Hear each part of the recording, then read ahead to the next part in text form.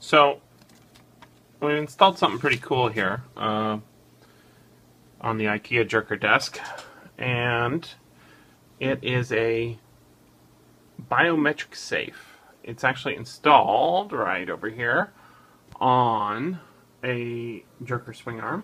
You can see that there. And of course it's a biometric safe, meaning that you can stick your thumb on it and hopefully it'll open right up.